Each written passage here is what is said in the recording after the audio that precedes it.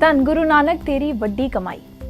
ਸਿੱਖ ਧਰਮ ਦੇ ਮੋਢੀ ਜਗਤ ਗੁਰੂ ਨਾਨਕ ਸ਼੍ਰੀ ਗੁਰੂ ਨਾਨਕ ਦੇਵ ਜੀ ਦਾ ਜਨਮ 1469 ਈਸਵੀ ਵਿੱਚ ਰਾਏ ਭੋਏ ਦੀ ਤਲਵੰਡੀ ਜ਼ਿਲ੍ਹਾ ਸੇਖਪੁਰਾ ਜੋ ਅੱਜਕੱਲ ਪਾਕਿਸਤਾਨ ਵਿੱਚ ਹੈ ਉਸ ਦੇ ਵਿੱਚ ਹੋਇਆ ਸੀ। ਮੌਜੂਦਾ ਸਮੇਂ ਦੇ ਵਿੱਚ ਇਸ ਨੂੰ ਨਨਕਾਣਾ ਸਾਹਿਬ ਕਿਹਾ ਜਾਂਦਾ ਹੈ। ਸ਼੍ਰੀ ਗੁਰੂ ਨਾਨਕ ਦੇਵ ਜੀ ਦਾ ਜਨਮ ਪਿਤਾ ਮਹਿਤਾ ਕਾਲੂ ਜੀ ਦੇ ਘਰ ਮਾਤਾ ਤ੍ਰਿਪਤਾ ਜੀ ਦੇ ਕੁੱਖ ਤੋਂ ਹੋਇਆ ਸੀ। ਆਪ ਜੀ ਦੀ ਇੱਕ ਵੱਡੀ ਭੈਣ ਸੀ ਜੋ ਆਪ ਤੋਂ ਉਮਰ ਵਿੱਚ 5 ਸਾਲ ਵੱਡੀ ਸੀ ਅਤੇ ਉਹਨਾਂ ਦਾ ਨਾਮ ਬੇਬੇ ਨਾਨਕੀ ਸੀ। ਉਸ ਸਮੇਂ ਵੱਡੀ ਭੈਣ ਨੂੰ ਬੇਬੇ ਕਹਿ ਕੇ ਵੀ ਸੰਬੋਧਨ ਕੀਤਾ ਜਾਂਦਾ ਸੀ। ਆਪ ਜੀ ਦੇ ਪਿਤਾ ਮਹਿਤਾ ਕਾਲੂ ਜੀ ਇੱਕ ਪਟਵਾਰੀ ਸਨ ਅਤੇ ਵਪਾਰ ਵੀ ਕਰਦੇ ਸਨ। ਗੁਰੂ ਨਾਨਕ ਦੇਵ ਜੀ ਨੂੰ 7 ਸਾਲ ਦੀ ਉਮਰ ਵਿੱਚ ਬ੍ਰਾਹਮਣ ਗੋਪਾਲ ਜੀ ਦੀ ਪਾਠਸ਼ਾਲਾ ਵਿੱਚ ਮੁੱਢਲੀ ਸਿੱਖਿਆ ਪ੍ਰਾਪਤ ਕਰਨ ਲਈ ਭੇਜਿਆ ਗਿਆ। ਪੰਡਿਤ ਗੋਪਾਲ ਜੀ ਕੋਲ ਪੜ੍ਹਨ ਸਮੇਂ ਈਸ਼ਵਰ ਸੰਬੰਧੀ ਡੂੰਘੇ ਪ੍ਰਸ਼ਨ ਪੁੱਛ ਕੇ ਆਪ ਸਭ ਨੂੰ ਹੈਰਾਨ ਕਰ ਦਿੰਦੇ ਸਨ, ਜਿਸ ਤੋਂ ਜਾਪਦਾ ਸੀ ਕਿ ਕਿਆ ਆਪ ਕੋਈ ਸਾਧਾਰਨ ਬਾਲਕ ਨਹੀਂ ਸਨ।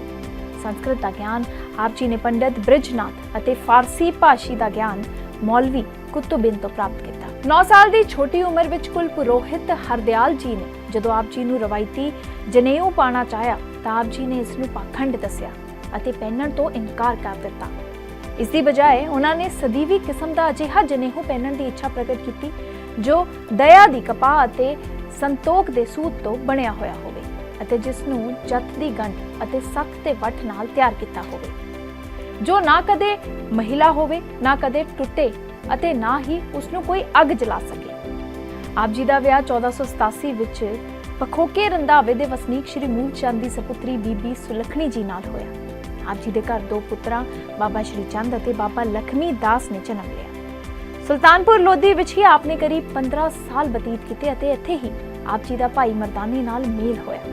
ਸੁਲਤਾਨਪੁਰ ਲੋਧੀ ਵਿਖੇ ਹੀ ਕਾਲੀ ਵੇਈ ਨਦੀ ਦੇ ਕੰਢੇ ਤੇ ਗੁਰੂ ਨਾਨਕ ਦੇਵ ਜੀ ਨੂੰ ਗਿਆਨ ਦੀ ਪ੍ਰਾਪਤੀ ਹੋਈ।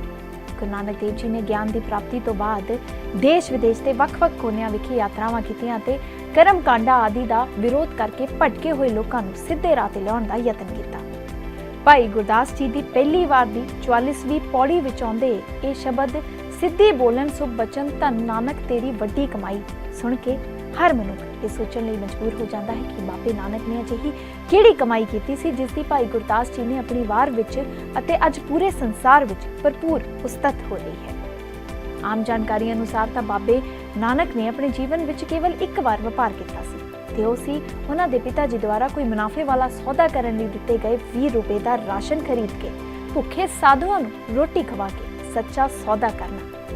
ਇਹ ਗੱਲ ਤਾਂ ਪੱਕੀ ਹੈ ਕਿ ਸੌਦੇ ਵਿੱਚੋਂ ਮਾਇਕ ਕਮਾਈ ਤਾਂ ਕੋਈ ਹੋਈ ਨਹੀਂ। ਫਿਰ ਉਹ ਕਿਹੜੀ ਕਮਾਈ ਹੈ ਜਿਸ ਕਾਰਨ ਬਾਬਾ ਜੀ ਦਾ ਇੰਨਾ ਜਸ ਗਾਣ ਹੋ ਰਿਹਾ ਹੈ ਅਤੇ ਇਸ ਨੂੰ ਉਹਨਾਂ ਨੂੰ ਅਮਰ ਕਰ ਦਿੱਤਾ ਹੈ। ਬਾਬਾ ਨਾਨਕ ਦਾ ਇਸ ਸੰਸਾਰ ਵਿੱਚ ਆਗਮਨ ਸੱਚ ਦੇ ਅਜਿਹੇ ਸੂਰਜ ਤੇ ਚੜ੍ਹਨ ਵਾਂਗ ਸੀ ਜਿਸ ਦੇ ਦਿਖਾਈ ਦਿੰਦਿਆਂ ਹੀ ਸੰਸਾਰ ਭਰ ਵਿੱਚੋਂ ਅਗਿਆਨਤਾ ਅਤੇ ਕੂੜ ਦਾ ਹਨੇਰਾ ਦੂਰ ਹੋਣ ਲੱਗਿਆ। ਭਾਈ ਗੁਰਦਾਸ ਜੀ ਦੇ ਹੀ ਸ਼ਬਦਾਂ ਵਿੱਚ ਸਤਿਗੁਰੂ ਨਾਨਕ ਪ੍ਰਗਟਿਆ, ਮਿੱਟੀ ਧੁੰਦ ਜਗ ਚਾਨਣ ਹੋਇਆ, ਜਿਉ ਕਰ ਸੂਰਜ ਨਿਕਲਿਆ ਤਾਰੇ ਛਪ ਅੰਧੇਰ ਪਲੋਆ। ਅਰਥਾਤ ਸਤਿਗੁਰੂ ਨਾਨਕ ਜੀ ਦੇ ਪ੍ਰਗਟ ਹੋਣ ਨਾਲ ਸੰਸਾਰ ਵਿੱਚੋਂ ਅਗਿਆਨਤਾ ਦੀ ਧੁੰਦ ਮਿਟ ਕੇ ਉਸ ਤਰ੍ਹਾਂ ਹੀ ਚਾਨਣ ਹੋ ਗਿਆ ਜਿਸ ਤਰ੍ਹਾਂ ਸੂਰਜ ਦੇ ਨਿਕਲਣ ਨਾਲ ਅਸਮਾਨ ਵਿੱਚੋਂ ਤਾਰੇ ਅਲੋਪ ਹੋ ਜਾਂਦੇ ਹਨ ਅਤੇ ਸੰਸਾਰ ਵਿੱਚੋਂ ਹਨੇਰਾ ਮਿਟ ਜਾਂਦਾ ਹੈ।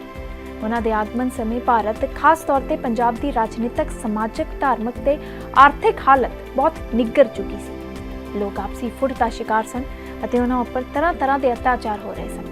ਕਿਸੇ ਵੀ ਵਿਅਕਤੀ ਦਾ ਨਾ ਤਾਂ ਜੀਵਨ ਹੀ ਸੁਰੱਖਿਅਤ ਸੀ ਅਤੇ ਨਾ ਹੀ ਕਿਸੇ ਦੀ ਇੱਜ਼ਤ, ਆਬਰੂ ਅਤੇ ਧਨ ਮਾਲ ਦਾ ਕੋਈ ਰਾਖਾ ਸੀ। ਅਜਿਹੇ ਸਮੇਂ ਵਿੱਚ ਜਦ ਕਿਸੇ ਪਾਸੇ ਤੋਂ ਵੀ ਕੋਈ ਆਸ ਦੀ ਕਿਰਨ ਆਉਂਦੀ ਦਿਖਾਈ ਨਹੀਂ ਦੇ ਰਹੀ ਸੀ, ਗੁਰੂ ਨਾਨਕ ਸਾਹਿਬ ਨੇ ਹੱਕ, ਸੱਚ, ਇਨਸਾਫ, ਸਮਾਨਤਾ ਅਤੇ ਸਾਂਝੀਵਾਲਤਾ ਦਾ ਹੋਕਾ ਦੇ ਕੇ ਜਿੱਥੇ ਲੋਕਾਂ ਨੂੰ ਆਸ ਦੀ ਕਿਰਨ ਦਿਖਾਈ ਉੱਥੇ ਉਹਨਾਂ ਦੀ ਸੁੱਤੀ ਹੋਈ ਜ਼ਮੀਰ ਨੂੰ ਵੀ ਜਗਾਉਣ ਦਾ ਉਪਰਾਲਾ ਕੀਤਾ। ਗੁਰੂ ਸਾਹਿਬਾਨ ਨੇ ਲੋਕਾਂ ਨੂੰ ਸਭ ਤੋਂ ਪਹਿਲਾਂ ਇਹ ਸਮਝਾਇਆ ਕਿ ਪਰਮਾਤਮਾ ਇੱਕ ਹੈ, ਉਹੀ ਸਾਰੀ ਸ੍ਰਿਸ਼ਟੀ ਦਾ ਸਿਰਜਣਹਾਰ ਅਤੇ ਪਾਲਣਹਾਰ ਹੈ। ਉਹ ਸਾਡਾ ਸਭ ਦਾ ਪਿਤਾ ਅਤੇ ਅਸੀਂ ਸਾਰੇ ਉਸ ਦੀ ਸੰਤਾਨ ਹਾਂ। ਇਸ ਲਈ ਧਰਮ ਦੇ ਨਾਮ ਤੇ ਕੋਈ ਲੜਾਈ ਝਗੜਾ ਕਰਨਾ ਜਾਂ ਇਸ ਦੇ ਆਧਾਰ ਤੇ ਕਿਸੇ ਨੂੰ ਚੰਗਾ ਜਾਂ ਮਾੜਾ ਗਰਦਾਨਣਾ ਕੇਵਲ ਅਗਿਆਨਤਾ ਅਤੇ ਮੂਰਖਤਾ ਦੀ ਨਿਸ਼ਾਨੀ ਹੈ। ਇਸੇ ਤਰ੍ਹਾਂ ਹੀ ਉਹਨਾਂ ਨੇ ਜਾਤ ਪਾਤ ਅਤੇ ਊਚ ਨੀਚ ਦੇ ਵਖਰੇਵਿਆਂ ਦਾ ਵੀ ਪੂਰੀ ਤਰ੍ਹਾਂ ਖੰਡਨ ਕਰਦਿਆਂ ਐਲਾਨ ਕੀਤਾ ਕਿ ਮਨੁੱਖ ਆਪਣੇ ਅਮਲਾਂ ਕਾਰਨ ਚੰਗਾ ਦਾ ਮਾੜਾ ਬਣਦਾ ਹੈ, ਆਪਣੀ ਕੁਲ, ਜਾਤੀ ਜਾਂ ਕੌਮੀਅਤ ਆਦਿ ਕਾਰਨ ਨਹੀਂ। ਉਹਨਾਂ ਦਾ ਫਰਮਾਨ ਹੈ, ਫੱਕੜ ਜਾਤੀ ਫੱਕੜ ਨਾਓ, ਸਭਨਾ ਜੀਆ ਇੱਕਾ ਛਾਓ।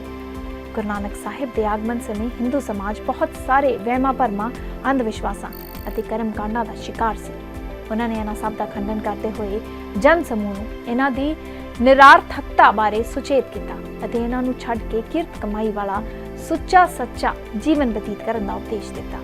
ਉਹ ਪੂਰਨ ਸਮਾਜਿਕ ਸਮਾਨਤਾ ਦੇ ਹਾਮੀ ਸਨ ਅਤੇ ਮਨੁੱਖ ਦੁਆਰਾ ਕਿਸੇ ਵੀ ਰੂਪ ਵਿੱਚ ਹੋ ਰਹੇ ਮਨੁੱਖੀ ਸ਼ੋਸ਼ਣ ਦੇ ਸਖਤ ਵਿਰੋਧੀ ਸਨ। ਉਹ ਪਰਾਏ ਹੱਕ ਨੂੰ ਹਿੰਦੂਆਂ ਲਈ ਗਊ ਦਾ ਮਾਸ ਖਾਣ ਅਤੇ ਮੁਸਲਮਾਨਾਂ ਲਈ ਸੂਰ ਦਾ ਮਾਸ ਖਾਣ ਦੇ ਬਰਾਬਰ ਐਲਾਨਦੇ ਸਨ।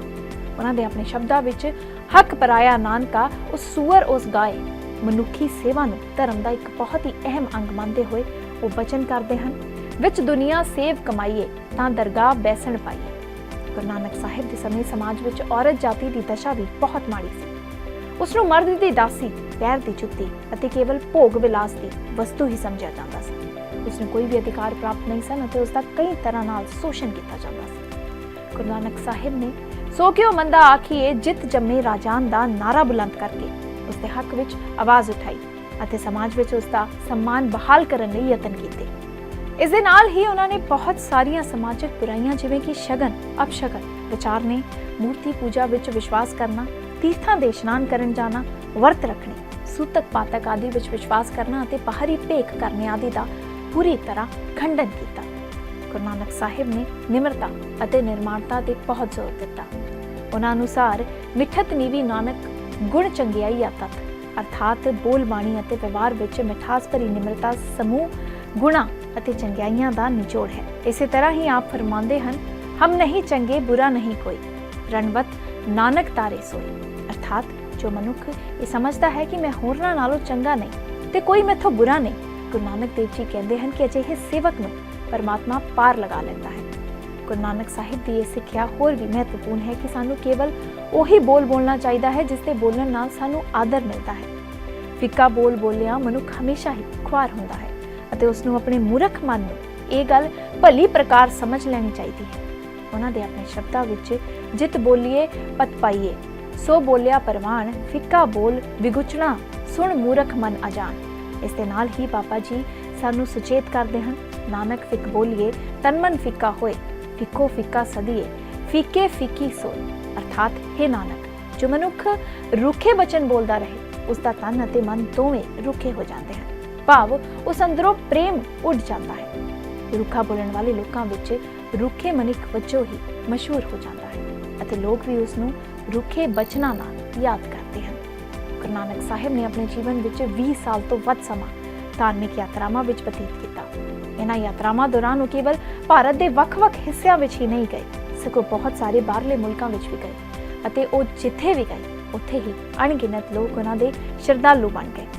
ਉਹਨਾਂ ਨੇ ਭੁੱਲੀ ਭਟਕੀ ਅਤੇ ਕੁਰਾਹੇ ਪਈ ਮਾਨਵਤਾ ਨੂੰ ਸੱਚ ਅਤੇ ਧਰਮ ਕਰਨ ਦਾ ਉਪਦੇਸ਼ ਦੇ ਕੇ ਸਿੱਧੇ ਰਾਹ ਪਾਇਆ। ਉਹਨਾਂ ਯਾਤਰਾਵਾਂ ਦੌਰਾਨ ਉਹਨਾਂ ਦਾ ਸਾਥੀ ਭਾਈ ਮਰਦਾਨਾ ਹਮੇਸ਼ਾ ਉਹਨਾਂ ਦੇ ਨਾਲ ਰਿਹਾ ਅਤੇ ਜਦ ਵੀ ਉਹ ਆਪਣੇ ਮੁਖਾਰ ਬਿੰਦ ਤੋਂ ਕੋਈ ਬਾਣੀ ਉਚਾਰਦੇ ਸਨ ਤਾਂ ਉਹ ਰਬਾਬ ਵਜਾ ਕੇ ਉਹਨਾਂ ਦਾ ਸਾਥ ਦਿੰਦਾ ਸੀ। ਗੁਰੂ ਨਾਨਕ ਸਾਹਿਬ ਨੇ ਕਿਰਤ ਕਰਨ, ਨਾਮ ਜਪਣ ਅਤੇ ਵੰਡ ਕੇ ਛਕਣ ਦਾ ਉਪਦੇਸ਼ ਦਿੱਤਾ। ਇਸ ਦੇ ਨਾਲ ਹੀ ਉਹਨਾਂ ਨੇ ਆਪਣੇ ਸ਼ਰਧਾਲੂਆਂ ਨੂੰ ਆਪਣੀ ਬਾਣੀ ਅਤੇ ਰਹਿਣੀ ਬਹਿਣੀ ਦੁਆਰਾ ਸਮੁੱਚੀ ਜੀਵਨ ਜਾਚ ਸਿਖਾਈ। ਇਸ ਤਰ੍ਹਾਂ ਨਾਲ ਉਹਨਾਂ ਨੇ ਇੱਕ ਨਵੇਂ ਧਰਮ, ਸਿੱਖ ਧਰਮ ਦੀ ਸਥਾਪਨਾ ਕੀਤੀ ਜਿਸ ਨੂੰ ਮੰਨਣ ਵਾਲੇ ਇਸ ਸੰਸਾਰ ਦੇ ਕੋਨੇ-ਕੋਨੇ ਵਿੱਚ ਫੈਲੇ ਹੋਏ ਹਨ ਅਤੇ ਉਹ ਜਿੱਥੇ ਵੀ ਹਨ ਉੱਥੇ ਹੀ ਆਪਣੀ ਅਸੂਲ ਪ੍ਰਸਤੀ, ਸੁਹਿਰਦਤਾ, ਇਮਾਨਦਾਰੀ, ਸਮਰਪਿਤ ਭਾਵਨਾ ਅਤੇ ਸਾਫ਼ ਸੁਥਰੀ ਜੀਵਨ ਸ਼ੈਲੀ ਰਾਹੀਂ ਆਪਣੀ ਹੋਂਦ ਦਾ ਅਹਿਸਾਸ ਕਰਵਾ ਰਹੇ ਹਨ। ਉਹਨਾਂ ਤੋਂ ਬਾਅਦ 9 ਗੁਰੂ ਸਾਹਿਬਾਨ ਨੇ ਉਹਨਾਂ ਦੁਆਰਾ ਚਲਾਏ ਗਏ ਧਰਮ ਨੂੰ ਅੱਗੇ ਤੋਰਿਆ। ਸ਼੍ਰੀ ਗੁਰੂ ਰਾਮਦਾਸ ਜੀ ਨੇ ਪਵਿੱਤਰ ਨਗਰ ਸ਼੍ਰੀ ਅੰਮ੍ਰਿਤਸਰ ਸਾਹਿਬ ਦੀ ਸਥਾਪਨਾ ਕੀਤੀ। ਸ਼੍ਰੀ ਗੁਰੂ ਅਰਜਨ ਦੇਵ ਜੀ ਨੇ ਸ਼੍ਰੀ ਹਰਮੰਦਰ ਸਾਹਿਬ ਦੀ ਉਸਾਰੀ ਕਰਵਾਈ ਅਤੇ ਸ਼੍ਰੀ ਗੁਰੂ ਗ੍ਰੰਥ ਸਾਹਿਬ ਦਾ ਸੰਪਾਦਨ ਕਰਕੇ ਸਾਰੀ ਬਾਣੀ ਇਸ ਵਿੱਚ ਇਕੱਤਰ ਕੀਤੀ। ਸ਼੍ਰੀ ਗੁਰੂ ਗੋਬਿੰਦ ਸਿੰਘ ਜੀ ਨੇ ਖਾਲਸਾ ਪੰਥ ਦੀ ਸਥਾਪਨਾ ਕੀਤੀ।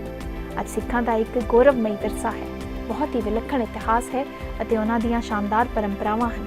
ਅਖੀਰ ਵਿੱਚ ਸਾਰੇ ਇਸ ਗੱਲ ਤੇ ਸਹਿਮਤ ਹੁੰਦੇ ਹਨ ਕਿ ਜੋ ਕਮਾਈ ਬਾਬੇ ਨਾਨਕ ਨੇ ਕੀਤੀ ਉਹ ਸੱਚਮੁੱਚ ਹੀ ਧੰਨਤਾ ਦੇ ਯੋਗ ਹੈ। ਉਹਨਾਂ ਵਰਗੀ ਕਮਾਈ ਅੱਜ ਤੱਕ ਕੋਈ ਵੀ ਰਾਜਾ ਮਹਾਰਾਜਾ, ਅਮੀਰ ਵਜ਼ੀਰ ਅਤੇ ਸਰਮਾਏਦਾਰ ਜਾਂ ਪੂੰਜੀਪਤੀ ਨਹੀਂ ਕਰ ਸਕਿਆ। ਉਹਨਾਂ ਦੁਆਰਾ ਕੀਤੀ ਗਈ ਕਮਾਈ ਨਾਸ਼ਵਾਨ ਸੀ, ਜਦਕਿ ਬਾਬੇ ਨਾਨਕ ਦੁਆਰਾ ਕੀਤੀ ਗਈ ਕਮਾਈ ਸਦੀਵੀ ਅਤੇ ਵਿਨਾਸ਼ ਰਹਿਤ ਹੈ। ਉਹਨਾਂ ਦੁਆਰਾ ਦਿੱਤਾ ਗਿਆ ਅਮਨ, ਸ਼ਾਂਤੀ, ਮਾਨਵੀ ਸਮਾਨਤਾ ਅਤੇ ਸਾਂਝੀਵਾਲਤਾ ਦਾ ਸੰਦੇਸ਼ ਰਹਿੰਦੀ ਦੁਨੀਆ ਤੱਕ ਕਾਇਮ ਰਹਿਣ ਵਾਲਾ ਅਤੇ ਸਮੁੱਚੀ ਮਨੁੱਖਤਾ ਦੇ ਮਸਲੇ ਹੱਲ ਕਰਨ ਵਾਲਾ ਹੈ। ਸੱਚਮੁੱਚ ਹੀ ਬਾਬਾ ਨਾਨਕ ਨੇ ਬਹੁਤ ਹੀ ਵੱਡੀ ਕਮਾਈ ਕੀਤੀ ਜੋ ਸਾਡੇ ਲਈ ਛੱਡ ਗਏ ਹਨ। ਭਾਵੇਂ ਸਰੀਰਕ ਰੂਪ ਵਿੱਚ ਸਾਥੋਂ ਦੂਰ ਚਲੇ ਗਏ ਹਨ, ਪਰ ਰੂਹਾਨੀ ਤੌਰ ਤੇ ਸਾਡੇ ਹਿਰਦਿਆਂ ਵਿੱਚ ਵਸੇ ਹੋਏ ਹਨ। ਜਿੱਥੇ ਕਿਤੇ ਵੀ ਉਹਨਾਂ ਦੇ ਸ਼ਰਧਾਲੂ ਬੈਠੇ ਹਨ, ਉੱਥੇ ਹੀ ਆਲੀਸ਼ਾਨ ਗੁਰਦੁਆਰੇ ਬਣੇ ਹੋਏ ਹਨ। ਕੀਰਤਨ ਦਾ ਪ੍ਰਵਾਹ ਨਿਰੰਤਰ ਚੱਲਦਾ ਰਹਿੰਦਾ ਹੈ ਅਤੇ ਅਟੂਟ ਲੰਗਰ ਚੱਲਦੇ ਰਹਿੰਦੇ ਹਨ। ਉਹ ਅਭੁੱਲ ਹਨ, ਅਮਰ ਹਨ ਅਤੇ ਸਾਡੇ ਲਈ ਚਾਨਣ ਮੁਨਾਰੇ ਹਨ। ਇਸ ਤੋਂ ਵੱਡੀ ਕਮਾਈ ਭਲਾ ਹੋਰ ਕਿਹੜੀ ਹੋ ਸਕਦੀ ਹੈ।